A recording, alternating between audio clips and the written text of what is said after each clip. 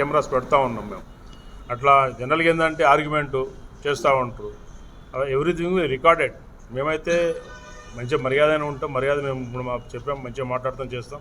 ఏదైనా according to law will proceed. అందుకే చెప్తాను, వాళ్ళు కూడా దురదృష్టంగా ప్రవర్తించొద్దు. మా వాళ్ళు కూడా ఎవరు అట్లా ఉంటారు చెప్పాం, బ్రీఫింగ్ చేశాము. కాబట్టి మీ ద్వారా నేను కోరుకునేది మరీ కోరుకునేది ఏంటంటే ఒక లిమిట్లో ఒక పద్ధతి ప్రకారం ఏ పద్ధతి అయితే చేసుకోవాలో ఆ పద్ధతిలో చేసుకోవాలి. ఆ పద్ధతి కానప్పుడు it will attract the law కింద యాక్షన్ తీసుకోవాల్సి వస్తుంది. మైనర్ పిల్లలకు డ్రైవ్ చేస్తే వాళ్ళకి ఎవరైతే బండి ఇస్తారో వాళ్ళకి పనిష్మెంట్ ఉంటుంది. లైసెన్స్ క్యాన్సిలేషన్ రాస్తాం.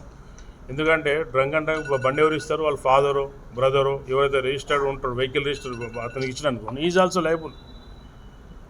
అతను కూడా సమాన బాధ్యత ఉంటుంది. కాబట్టి మెయిన్ ఇంపార్టెంట్ అది.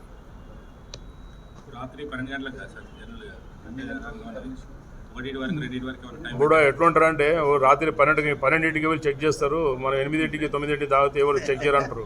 సో అట్లా కూడా ఉంటుంది. కాబట్టి మేము 8 o'clock నుంచి మేము రెడీ ఉంటాం. అంటే అన్ని షార్ప్ బై 1కి క్లోజ్ అయిపోవాలి. 12:45 షార్ప్ బై 1 లోపలనే చేసుకోవాలి. చాలా గమనించేది ఏంటంటే బాగా ఓవర్ స్పీడు,